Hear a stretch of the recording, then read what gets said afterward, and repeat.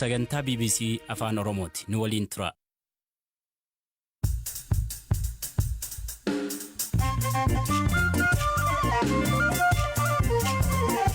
Yooyaa malee yooyaa dhaggeeffattoota raadiyoo BBC Afaan Oromoo nagaaf jaalaltii sana dhaqqabdu bakka nu dhaggeeffachuu jirtan cufaatti sagantaan keen am jalqabu. Bulchaan aanaa dugdaa akkamiin ijjeefama ammaatti maaltu beekama?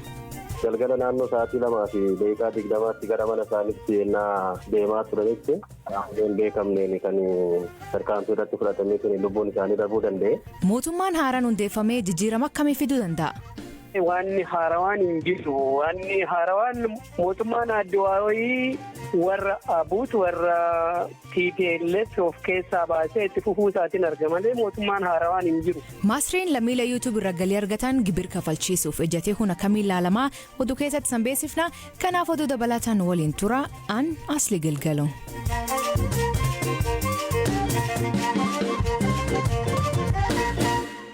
Nuudhiyaadhaa dhaggeeffattooteenna oduutiin jalqabaanii godin Shawabaa bulchaan aanaa dugdaa obbo Laataa Fiixee kalee galgala magaal Maqii keessatti rasaasaan ajjeefamu. Ajajaan poolisii magaal Maqii Ismaa'il Baadir bulchaan aanaa kuni galgala rasaasaan ajjeefamuu mirkaneessee dhimmichi qorannaa waan jiruuf garuu odeeffannoo bal'aamaatti hin kenninuu jedha. Hoogganaan koominikeeshinii aanaa dugdaa obbo Musbaahan bulchaan aanichaa kan turan obbo Lataan hospitaala erga gaaniin lubbuu dabruu BBC'tti hima. Hoggansaarraa waggaa 3 akka turan dubbatu Galaana Balaayii dubbise. Amma obbo Laataa Fiixeen bulchaa aanaa dugdaa ta'anii erga tajaajiluu jalqabanii gara waggaa 3ffaatti deemaa jiru. Gara waggaa 3ffaatti deemaa jiru hanga waggaa 3 kanaas baanaa keenya ga'umsa olaanaatiin waan isaan irraa eegamu gumaachaatiin bakka bulchaa aanaatti gaggeessaa turaniiru. Guyyaa kaleessaatis hojii idilee isaanii irratti bobba'anii oolanii galgala naannoo sa'aatii 2 fi daqiiqaa 20tti gara mana isaaniitti ennaa deemaa turanitti hin beekamneen kan tarkaanfii irratti fudhatamee lubbuun isaanii darbuu danda'e. Battalumatti lubbuun darbe moo gara mana yaalaa gahuu danda'anii turan? Lubbuun isaanii mana yaalaa qaqqabuu danda'a. Hospitaala Maqii erga ga'anii daqiiqaa 15 hanga 20 keessatti lubbuun isaanii darbuu danda'e. Guddaan irratti waan qaqqabeef baay'ee turuu hin dandeenye. Rasaasa baay'eedhaan rukutamanii akkamittiin akka ajjeefaman wanti dabalataan beektan jira? Amma ammaa poolisiin dhimmicha walqabateetiin waan qulqulleessuu qabu qulqulleessaa jira.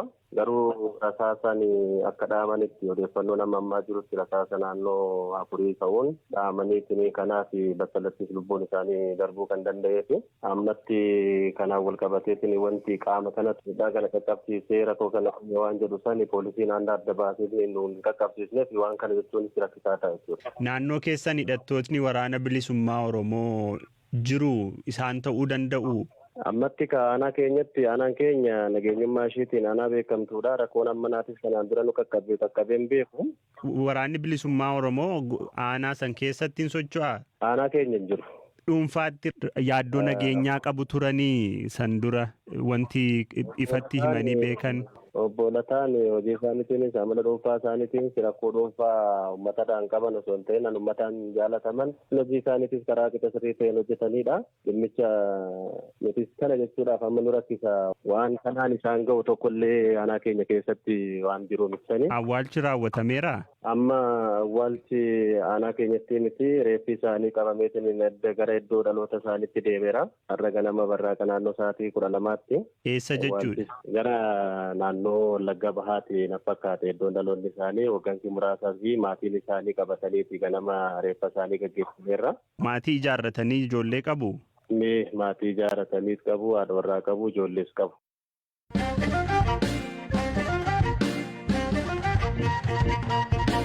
Hoogganaan deeggarsa namoomaa dhaabbata mootummaa gamtoomanii Maartin Griffiths konkolaatonni deeggarsa fe'an gara naannoo Tigraayitti akka socho'aniif gaafatan. Ministeerri nageenya Itoophiyaa Aadde Mufaariyaat Kaamil konkolaatonni fe'iisaa ammaan dura Tigraay galan deebi'uu dhabuun isaanii dhiyeessii deeggarsaa irratti danqa'uu himan. Galaana Balaayii gabaas qaba.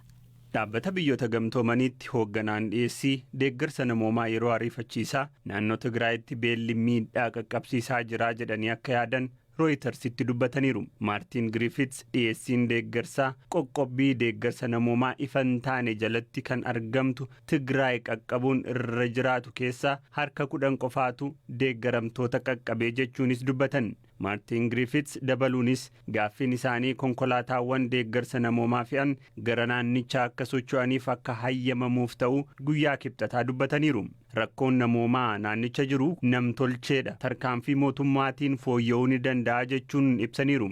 Waraanni Tigraay baatiiwwan 10 dura erga humnootni mootummaa fi TPLF jidduutti eegaleen booda kanneen kumaatamaan lakkaa'aman du'anii miiliyoonaan lakkaa'aman ammoo kaaba biyyattii keessatti deeggarsa yeroo hatattamaa barbaaduuf saaxilamaniiru. Namoonni 400,000 ta'an haala beela hamaa fakkaatu keessatti argamu jechuun raagnee turre. Tilmaamni keenya deeggarsi yoo isaan hin qaqqabne beelaaf saaxilamu ka jedhu ture jechuun haala baatii waxabajjii keessa ture hoogganaan kun ibsaniiru. Gama kaaniin ministirri nageenyaa Itoophiyaa Aadde Mufariyaat Kamil har'a hooggantoota dhaabbilee gargaarsaa idil addunyaa waliin yoo mari'atan deeggarsa namoomaa naannoo Tigraayiif dhiyeessuuf danqaa akka ta'e konkolaattotni fe'isaa garasitti ergamanii turan deebi'uu dhabuu isaaniiti jedhan. Mootummaan Itoophiyaa deeggarsi namoomaa naannicha akka hin qaqqabneef dhorkaa kamuu akka hin keenye ibsaa tureera. Siriyyuu meeshaaleen deeggarsaa gara naannichaa akka saffisaan galaniif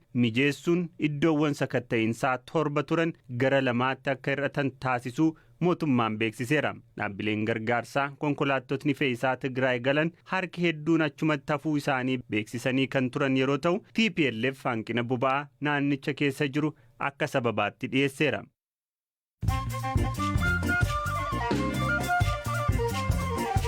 Dhaggeeffattoonni amma oduu gaggabaaboo addunyaa isanii dhiyeessaa jalqabaanii bulchiinsa magaalaa Dirree Dhawaatti mootummaan haaraan paartii badhaadhinaa hundeeffama. Manni maree haaranii kaabinee magaalichaa 15f muudam kenna. Obbo Kaadir Johaar kantiibaa magaalaa Dirree Dhawaa ta'uun muudaman. Gamkaaniin manni maree naannoo Amaaraa caasalee mootummaa isaa haaromsuu fi wixinee dhiyaate ragaasis. Pireezidaantiin Raashiyaa Vladimir Puutinii fi ka Turkii Reeyes Xayyib Raashiyaatti wal arguunii wal mari'atan. Gaggeessitoonni lameenii dhimmoota irratti mari'atan keessaa dhimmi bitaa meeshaa waraanaa fi Sooriyaa ajenda isaanii ta'uu himan. Turkiin meeshaa waraanaa Raashiyaa bituunis Ameerikaa waliin muudam keessa galtuu godhe.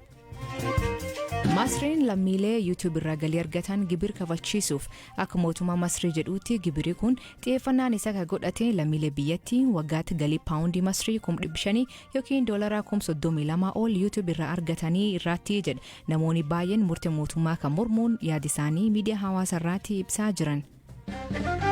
G2 ergaa ministeera muummee duraanii hojiirraa ari'ame pireezidantiin Tuniiziyaa Kaayis Sa'iid arraa ministeera muummee haaraa muude. Najla Buuden dubartii jalqabaa ministeera muummee biyyattii ta'uun muudamte. Muudamni isii lammiilee Tuniiziyaa biraatti fudhatama guddaa argate. Kooriyaa kaabaa misaayil haaraa Hypersonic Hawsong 8 jedhamu kalee milkiin dhukaasuu beeksiste. Misaayiliin kunin karoora waraanaa waggaa 5 keessaa isaa tokkoo fi dandeettii loltummaa biyyattii ka guddisu ta'uu miidiyaan biyyattii gabaase. Misaayiliin kun dandeettii meeshaa waraanaa niwukiliyaa baachuu qabaa jechuu. Mootummaan Keeniyaa imaltoonni Paakistaan biyyattii keessa baay'atan isaa yaaddessuu himan. Torbe dabree eegalee lammiileen Paakistaan irraa dhufan magaalaa Naayiroobii keessa socho'aa turan. Lammiileen Keeniyaa viidiyoo fi suura kaasuun soda qaban miidiyaa hawaasaa irratti ibsachaa jiran. Gareen jihaadistoota haaranii dhukaas banuuni basaastota Suudaan jajjeessuu himan. Mootummaan biyyattii haleela raawwat kana garee IS himate. Qaamni ajajaa kan itti gaafatamummaa fudhate garuu IS waliin hidhata hin qabnu jedhan. Daandiin xiyyaara Afrikaa kibbaa fi Keeniyaa waliin hojjechuu fi waldeeggaruu irratti waliigaltee mallatteessan. Daandiin xiyyaara biyyoota lamaanii waggoota fi rakkoo bulchiinsaa fi galii dabalatee tajaajila isii laaf. Daandiin xiyyaara Afrikaa kibbaa kasaaraa argachuu fi waggoota tokkoon booda torbe dabree hojii eegale.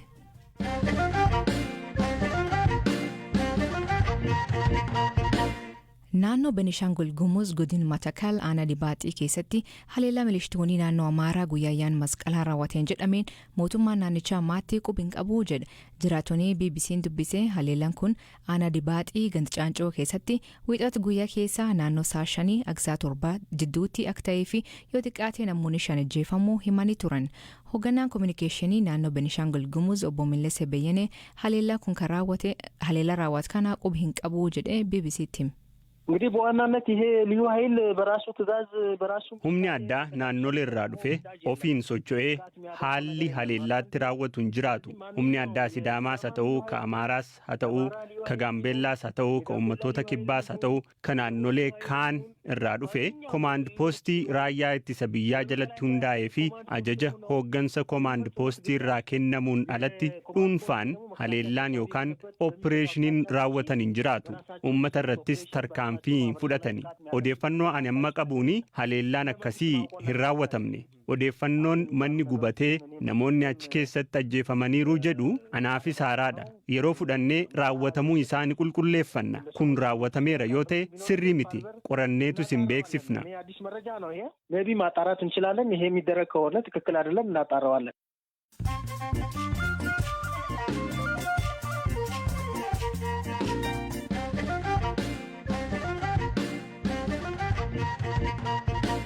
Filannoo biyyaalessaa ja'affaa hordofee paartiin badhaadhinaa sagalee gahaa argachuun mootummaa haaraa ijaaruu eegal naannoo Oromiyaa fi magaalaa Finfinneetti bulchootii duraan jiran ammallee aangoota deebi'uun paartiilee mormitoota irraa namoonni garii muudamanii jiran. Mootummaan haaraan amma yeroo biyyattiin rakkoo nageenyaa fi dinagdee keessa jirtu hundaa jiru akkamitti ilaaltaa jedhee xiinxala siyaasaa Itoophiyaa obbo Dajanee Tasammaa gaafan. Maal fidanii dhufuudha? Waraanum kana cimsinee itti fufna jedhu moo lakki waraana kana dhaabneeti gara biraatti deemnaa filannoo biraa jechuun teenyee warra hidhame hiiknee warra waraanarra jiruun koottaati gara jaalaatti haasawaadhaan koottaa jennee affeerree gadi teenya jedhaniitu waa tokkoon gadi ba'u moo biyya jeeqaa jiran kanatti itti fufumoo kan jedhu adda addan baane. Kaleessa seenaa waraanna deemsoo wanna waraanni Tigraayitti banamu wanna waraanni Oromiyaatti banamu Shimallis Abdiisaatu achi jira karaa Oromiyaatiin. Adaanach Abeebeetu achi jira karaa Finfinneetiin. Abiyyi Ahimaditu gubbaa jira karaa gubbaatiin. Wixata dhufu kana isumatu deebi'ee itti fufa. Maaltu garaagarummaa waan haarawaan jedhamu maaluman karuma namaallee namumallee nama haaraa arguu hin dandeenye.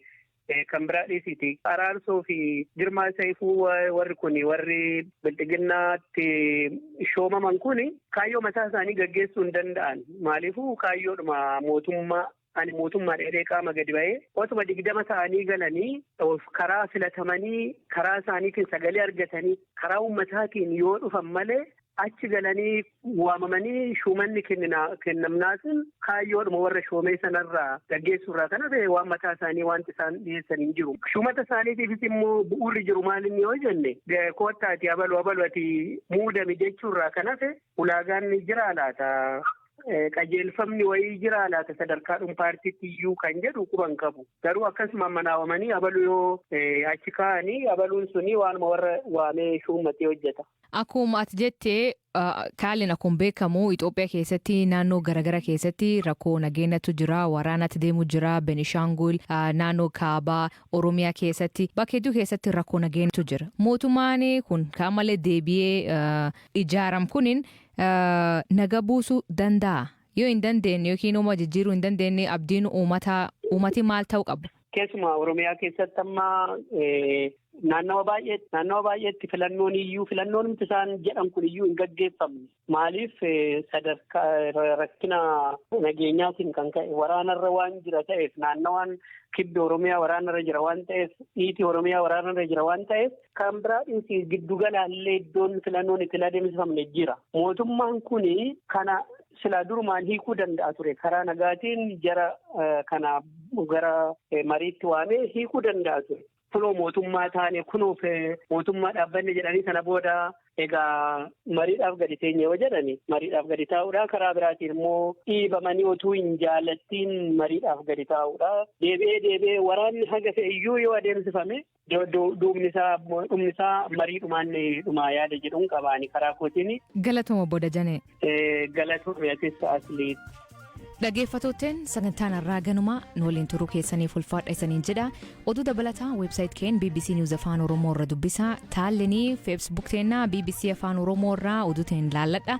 Warri karaa dambal gabaabaatiin nu hordoftan warri karaa FM naannoo marsabeetiin hordoftan galatooma isaniin jenna. Mammaasii galgal kanaa facceen ofii rukuttee ofii iyyiitii jedhan. Facceen ofii rukuttee ofii iyyiitii jedhan. Hiikan isa san biraatti maanii koomenti keessatti nu beeksisa. Sagantaa kan qophees Galaana Balaay gam teknikaatiin Oskar Bunga keessaniif dhiyeessan asli galgalooti. Agboorisaatti akkana nagaa aheebbulaa.